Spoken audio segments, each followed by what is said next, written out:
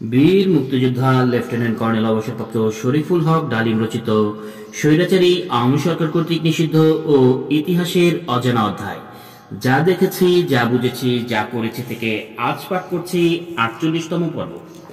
আমাদের লক্ষ্য দিল্লি পৌঁছানো। ট্রেন তো যাচ্ছে দক্ষিণে, কিন্তু আমাদের যেতে হবে উত্তর দিকে। কিছুক্ষণ পর ট্রেনটি একটি স্টেশনে এসে দাঁড়ালো। একটি জংশন স্টেশন। উল্টো দিক থেকে আরেকটি প্যাসেঞ্জার ট্রেনের আগমন ঘটল। আমরা আস্তে করে ট্রেন বদল করে অন্যটির একটি খালি কামরায় উঠে বসলাম। আমাদের ট্রেনটাই আগে ছাড়লো। চলেছি উত্তর দিকে। পথিমধ্যে আবার শ্রীকরণপুর পড়ল, করণপুর পেছনে পড়লো, থাকলো। আমাদের ট্রেন আমাদের নিয়ে ছুটে চলল। শারীরিক ক্লান্তি এবং মানসিক উৎকণ্ঠা সব মিলিয়ে ঝিমুনিতে একসময় ঘুমিয়ে পড়েছিলাম। কিছুক্ষণ ঘুমিয়েছিলাম জানি না। হঠাৎ ঝাঁকুনিতে জেগে উঠলাম। জানলা খুলে দেখি সকাল হয়ে গেছে। স্টেশনের নাম শৃঙ্গানগর। সবাই মহাখুশি। নেমে পড়লাম স্টেশন। বর্ডার থেকে তখন আমরা অনেকে ভিতরে চলে এসেছি। আপার ক্লাস ওয়েটিং রুমে যেয়ে ঢুকলাম। হাত মুখ ধুয়ে পোশাক বদলিয়ে ভদ্র হয়ে নিলাম প্রথমে। তারপর বসলাম ঠিক করতে কি করা যায়। ঠিক হলো, এখন থেকে আমরা তিনজনই কলকাতা বিশ্ববিদ্যালয়ের ছাত্র। স্টাডি ট্যুর এ বেরিয়েছি। পুরো রাজস্থান ঘুরে বেড়াচ্ছি। তিনজনেই হিন্দি নাম গ্রহণ করলাম। আমি হলাম শ্রী সৌমেন ব্যানার্জি, মতি শ্রী মনোজ বোস, আর নূর শ্রী নারাসু গঙ্গোপাধ্যায়। টাকা পয়সার বন্দোবস্ত করতে হবে। কলকাতা থেকে আগত বাঙালি ছাত্র, তাই পাকিস্তানি টাকা ভাঙানো বিপজ্জনক হবে। ঠিক হলো, আংটি দুটো বিক্রি করার চেষ্টা করতে হবে। স্টেশন মাস্টারের সাথে আলাপ করে জানতে পারলাম শহর স্টেশন থেকে প্রায় ১ মাইল দূরে অবস্থিত। দোকানপাট ৯টার আগে খুলবে না। অগত্যা ৯টা পর্যন্ত ওয়েটিং রুমেই অপেক্ষা করতে হবে। ঠিক ৯টায় তিনজনই বেরিয়ে পড়লাম। আমার ও মতির গলায় ঝুলিয়ে নিলাম ক্যামেরা দুটো। নূরের পিঠে হ্যাভাসেকার, চোখে র্যাবনের সানগ্লাস। টুরিস্টের মতোই লাগছিল তিনজনকে। শহরে পৌঁছে দেখলাম কয়েকটা রাস্তাকে কেন্দ্র করেই ডিস্ট্রিক্ট হেডকোয়ার্টার্স গঙ্গানগর শহর। মফস্বল শহর, তাই খুব একটা বড় নয়। শহরের প্রধান রাস্তাগুলো, দুই দিকে সব দোকানপাট, একসাথে ২-৩টি সোনার দোকান। সবচেয়ে বড়টিতে গিয়ে ঢুকলাম।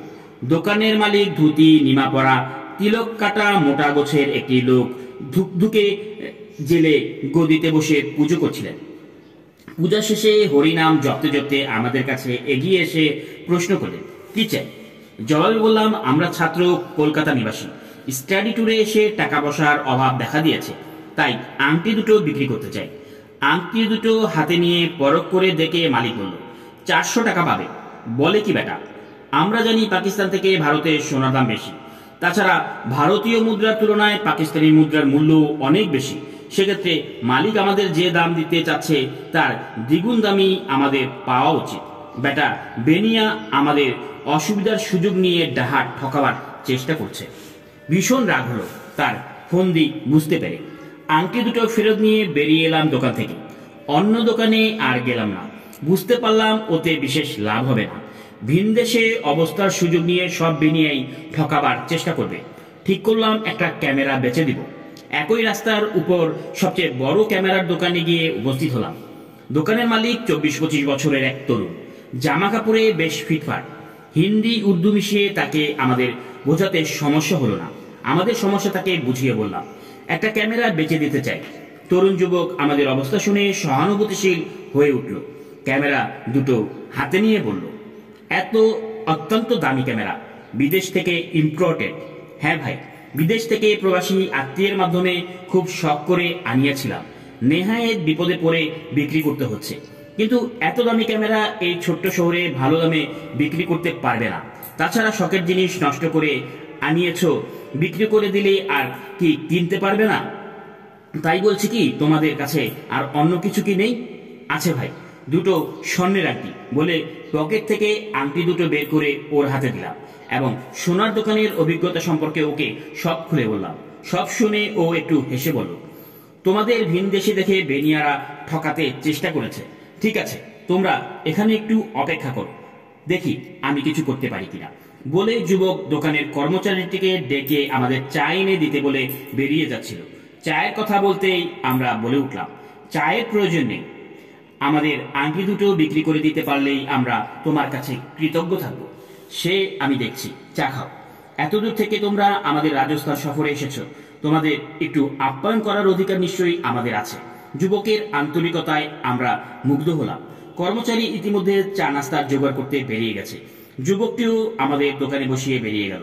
অপরিচিত তিনজন লোকের কাছে পুরো দোকান ফেলে দিয়ে যেতে তার বিন্দুমাত্র দ্বিধা হলো না। অপরিচিত ভিন দেশে এমন একজন সাহায্যকারী পেয়ে ধন্য হলাম। কর্মচারী গরম গরম লুচি, তরকারি ও চা এনে রাখলো সামনে। খাবারের গন্ধ পেয়ে ততক্ষণে কষ্ট করে ভুলে থাকা ক্ষুধা পেটে মোচড় দিয়ে উঠল।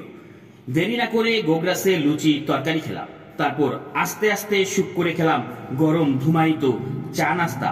পেটে পড়ায় শরীরটা বেশ চাঙ্গা হয়ে উঠল। মিনিট 20 পর যুবক হাসি মুখে ফিরে এলো।